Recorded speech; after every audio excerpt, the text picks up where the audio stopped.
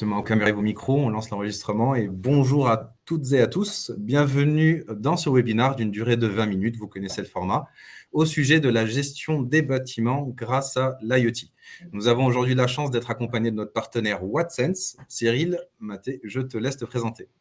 Bonjour à tous, je suis Cyril Maté, responsable du développement commercial pour WattSense. Très bien. Et moi-même, Wally Turki, responsable de marché chez Sinox et expert en smart building ou dans le bâtiment connecté. Sans plus attendre, on va démarrer par les présentations des entités. Donc, pour notre part, Sinox, nous sommes créateurs français de solutions IoT. Ça a été fondé par Emmanuel Mouton il y a plus de 17 ans à Montpellier. Sinox accompagne les organisations de petite et grande taille, publiques et privées, pour relever les défis IoT. Nous avons développé plusieurs plateformes qui permettent, qu'importe le cas d'usage, le protocole, les contraintes et les métiers, de répondre aux différents challenges en toute simplicité. Notre devise, c'est faire de l'IoT une solution à impact positif pour l'homme et un impact raisonné pour la planète. En quelques chiffres, avec plus de 17 ans d'expérience, Sinox totalise plus de 700 clients pour plus de 100 000 objets connectés. Notre approche IoT vous permettra justement de connecter une multitude de capteurs grâce aux 650 modèles de capteurs décodés. Cette liste est non exhaustive, bien évidemment, elle continue de grimper au fur et à mesure du temps, et sur une plateforme qui permet de les connecter, qu'importe le protocole et leurs usages. Nous avons la culture aussi du partenariat, d'où aussi aujourd'hui notre webinaire, en travaillant étroitement justement avec des fabricants, des éditeurs, des opérateurs télécoms et des laboratoires. Nous nous exportons aussi parce que nous avons récemment ouvert une filiale en Espagne et notamment à Valence. Je vais vous présenter également un peu la suite logicielle. Donc, nous avons développé, comme je vous l'ai dit, une suite logicielle permettant de répondre à tous les cas d'usage IoT dans les bâtiments ou que ce soit aussi dans d'autres cas d'usage. Nous avons en premier lieu SOM2M IoT, qui est une plateforme de gestion de la connectivité et des objets. SoDatavis, qui est une plateforme de restitution et d'exploitation de la donnée via des tableaux de bord et des étiquettes de données que l'on crée de façon intuitive. On reste sur du no-code. Et enfin, SoSecure, qui est une plateforme de sécurité, tout en sachant que nous sommes labellisés Smart and Secure IoT. Donc, cette plateforme vous permet justement de gérer tous les flux de données en toute sécurité. Je vais donc laisser la parole à Cyril pour présenter WattSense. Eh bien, WattSense a été fondé en 2017 à Lyon par Louis Vermorel. On est aujourd'hui 30 et fin 2021, nous avons été rachetés par Siemens. En quelques chiffres, aujourd'hui WattSense, c'est 1200 sites connectés, 200 clients et 27 distributeurs dans le monde. Très bien. À la création de la société, on est parti d'un constat. Pour les bâtiments de 500 à 5000 m², la réponse actuelle du marché à la problématique de la GTB n'est pas adaptée. Les réalisations sont trop chères, elles sont faites par des automaticiens qui réalisent une ingénierie sur mesure pour une interface dédiée à un personnel technique. Notre objectif a donc été de faire une solution qui demande un personnel moins qualifié, avec une interface simple et des briques logicielles préconstruites. Et enfin, faire que le but ultime de votre donnée ne soit pas la GTB, mais au contraire qu'elle soit au début de son aventure. Nous avons donc créé un hardware multi-protocole qui va avoir dans votre bâtiment un rôle de couteau suisse. On va ainsi pouvoir récolter simplement vos données techniques déjà existantes, dans le cas d'une rénovation par exemple, puis les pousser automatiquement sur notre plateforme cloud et vous les mettre à disposition sur notre console utilisateur. Elles sont également disponibles pour une application tierce. Justement, on va rentrer un peu plus dans le vif du sujet et parler des enjeux de la gestion de bâtiments et vous expliquer pourquoi justement cette collaboration et ce partenariat entre WattSense et Sinox. Tout d'abord, un petit constat. Donc, la gestion des bâtiments grâce à l'IoT d'une manière générale, et c'est une pratique que vous connaissez qui est émergente et qui utilise des capteurs et des dispositifs connectés à Internet ou via d'autres protocoles pour collecter des données en temps réel sur les bâtiments. Cette technologie, elle peut aussi aider à améliorer, par exemple, l'efficacité énergétique, la gestion des actifs, la gestion des matériels, la sécurité, la maintenance prédictive et la satisfaction des occupants, des habitants. Derrière, nous partons justement d'un principe de valeur commune entre WattSense et Sinox, qui sont tout simplement le fait que nous sommes agnostiques tous les deux, que nous sommes multi-protocoles et que nous sommes ouverts. Donc, sur cette base, nous avons construit une solution commune. C'est de ces valeurs-là qu'est né notre partenariat, qui va nous permettre tout simplement de piloter tout type de bâtiment, qu'importe leur infrastructure et leur historique. Justement, on parle de la gestion multiprotocole. Est-ce que tu peux nous en dire plus aujourd'hui, Cyril? Oui, vous allez avoir dans votre bâtiment divers protocoles de communication standards qui seront présents. Vos sous-compteurs électriques seront peut-être en Modbus, votre automate de chaufferie ou de sous-station en BACnet IP. Vos compteurs d'eau et de chauffage seront en Mbus et enfin, vous allez peut-être avoir une flotte de capteurs sans fil dans vos logements qui seraient en Sigfox, en NB-IoT ou en LoRa. Justement, en parlant du LoRa, il y a quelques nouvelles, vous êtes sûrement tous au courant.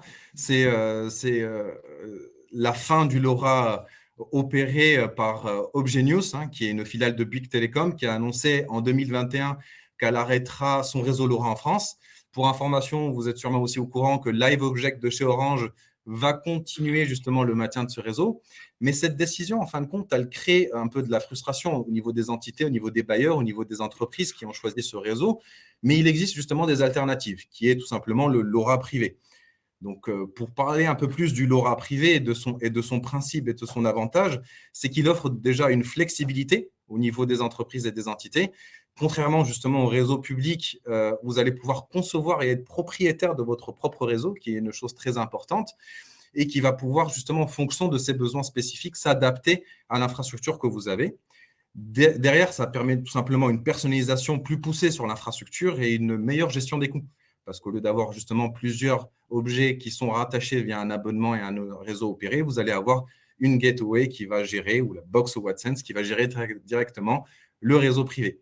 Un autre avantage, c'est la sécurité accrue. Justement, quand vous êtes sur un réseau privé, les données sont envoyées sur des infrastructures totalement sécurisées. Ça passe notamment par nos plateformes où là, nous avons notre labellisation, nos clouds souverains et nous créons justement des flux sécurisés de ces données-là. De plus, le réseau LoRa privé, il offre une meilleure qualité de service parce qu'il offre une meilleure couverture et une meilleure précision. En effet, les entités peuvent adapter leur réseau et différentes caractéristiques spécifiques justement de leur environnement grâce à la nature de leur matériel IoT. Et ça va augmenter en fin de compte les performances globales. Quand on parle de performance, on parle de qualité de réseau. Pourquoi? Parce que vous allez avoir un capteur qui va être rattaché à une bulle de réseau LoRa qui va être interne et propriétaire chez vous. Vous allez avoir une meilleure qualité de réseau, une meilleure remontée de trame. Et derrière, vous allez avoir une meilleure longévité des batteries parce que les capteurs ne vont pas continuellement chercher du réseau public, mais ils vont être continuellement attachés et rattachés justement à cette gateway. On va aussi rentrer un peu plus dans le vif du sujet et vous présenter justement la structure de la chaîne de valeur Wattsense-Synox.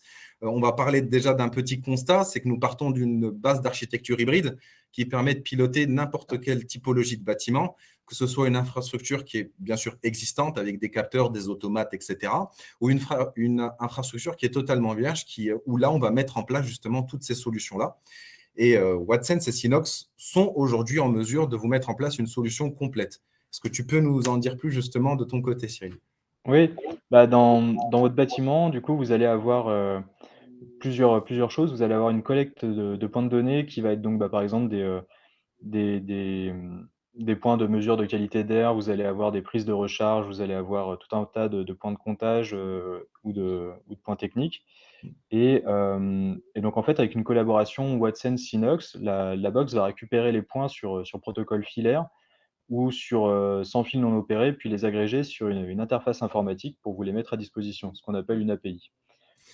Également, vous allez avoir la partie réseau opéré qui va vous mettre ces données à disposition sur API. Justement, grâce à cette API qu'on a créée, et pour information, une API, c'est un lien sécurisé entre Wattsense et Synox qui permet justement d'accueillir des informations des capteurs, ou des capteurs et ou des matériels qui sont connectés tout simplement. Et on va les mettre à disposition sur notre plateforme que vous voyez justement dans le schéma qui s'appelle SOM2M IoT. Et toutes ces données vont être justement collectées, maîtrisées, traitées et justement acheminées. Pour rentrer un peu plus dans le détail de SOM2M IoT, pour rappel, c'est une plateforme de gestion d'équipement et de réseau qui permet de piloter les objets et d'en découler plusieurs assets, que ce soit un diagnostic de réseau de matériel, que ce soit de la création de règles, que ce soit de la gestion administrative, par exemple, ou encore de la direction de données vers qui de droit. Donc, cette application, elle offre en fin de compte un panel complet de la gestion de données, que ce soit aussi de la gestion de règles et d'administration. Et elle permet également d'importer des flux tiers via des gestions encore plus fines, pour des gestions encore plus fines d'équipements ou via justement des open data ou des flux tiers que vous avez déjà comme un ERP, etc. Suite à cela, en fin de compte, on va parler de routage de données. Donc, ces données sont traitées, exploitées, ils sont gérés, on les maintient continuellement en service et derrière, on les transfère via un routage, soit un routage vers une application tierce, soit un routage via une application que nous avons aussi développée qui s'appelle SoDataVis, qui permet justement de visualiser la donnée, de l'exploiter et bien sûr de la collecter. Donc, cette application est totalement intuitive. Elle permet de créer des tableaux de bord, des étiquettes de données et de gérer de façon, en fin de compte, optimale tous les équipements dans les bâtiments, de les rendre bien évidemment connectés, mais surtout, c'est de pouvoir les piloter, de pouvoir piloter justement tous les actifs que vous avez via des systèmes, par exemple, d'alerte ou de scénarios aussi automatisés. Derrière, vous l'aurez compris, c'est la mise à disposition de ces données pour, par exemple, un exploitant ou pour l'utilisateur final ou peut-être le locataire. Donc, on va revenir plutôt sur le contexte aujourd'hui. Donc, vous le savez tous, il y a plusieurs contextes, plusieurs réglementations. Je vais laisser la parole à Cyril pour vous présenter les différents décrets.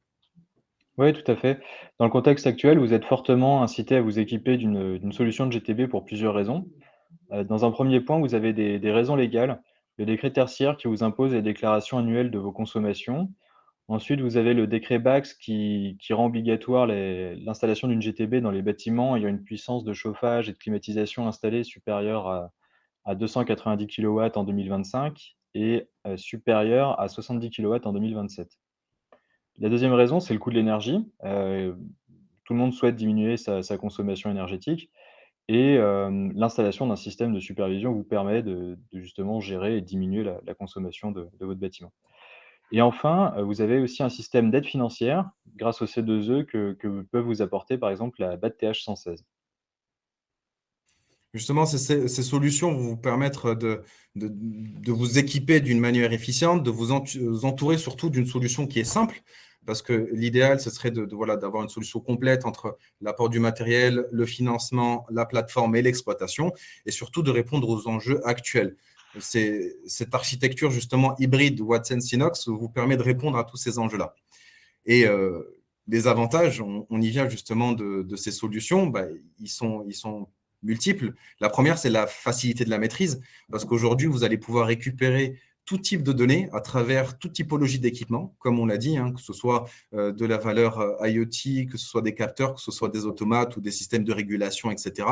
Ou tout simplement de faire une transition du LoRa opéré vers du LoRa privé via la box WattSense, de superviser toutes ces données-là via une seule et même plateforme, c'est-à-dire qu'aujourd'hui, vous allez avoir l'opportunité d'avoir Synox comme plateforme centrale qui va vous gérer et la connectivité et les capteurs et la donnée, et enfin de respecter justement les réglementations énergétiques, parce que grâce à ce pilotage-là et de la gestion, vous allez pouvoir justement gérer et répondre aux différents décrets, notamment par exemple le décret opérate ou le décret tertiaire, etc.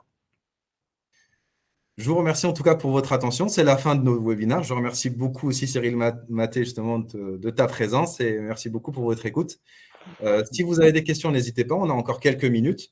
On va se permettre de prendre quelques minutes pour vous répondre. Et puis sinon, on note vos questions et on vous répondra. Bah, merci beaucoup Walid, hein, pour ta collaboration aussi sur ce webinaire. Super. Merci beaucoup. Bon, je Mais vois que… Non, nous n'avons pas de questions. Autant pour moi, c'était les guests qui avaient écrit.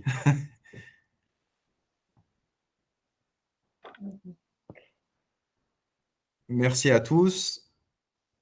On reste encore quelques minutes si vous le souhaitez. Si vous avez des questions, n'hésitez pas. Sinon, vous avez nos contacts justement qui sont juste notés sur cette dernière slide.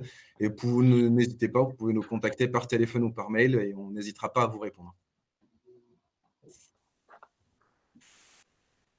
Très bien. Bon, bah, je vais arrêter l'enregistrement. Je ne sais pas pour toi, Cyril, tu avais quelque chose à dire? je viens de voir une question qui vient d'arriver. Assurez-vous une interface avec une maquette BIM? Non, enfin, actuellement pour notre part, non, on n'assure pas d'interface là-dessus. En fait, on est un peu à l'opposé d'une solution BIM parce qu'on essaie justement de faire quelque chose de simple pour un bâtiment qui serait pas équipé. L'interface avec une solution BIM pour la question de la GTB, ça serait plus, pour ce qui est par exemple d'une GTB BIM exploitation et donc là, on est vraiment sur les systèmes de GTB les plus complexes et effectivement, c'est pas le souhait de nos réalisations. Par contre, nous avons, côté Sinox justement le souhait et nous sommes justement en développement sur une partie BOSS où on va pouvoir intégrer tout un BOSS et le BOSS fait sens justement dans l'exploitation, des bâtiments connectés aujourd'hui.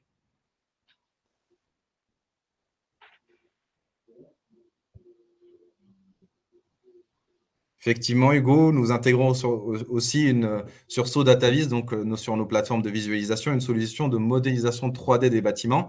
Et on va être capable justement de façon dynamique et de façon 3D de visualiser les capteurs et de pouvoir ressortir les données de façon dynamique. Mais oui, c'est en cours de préparation, on va dire.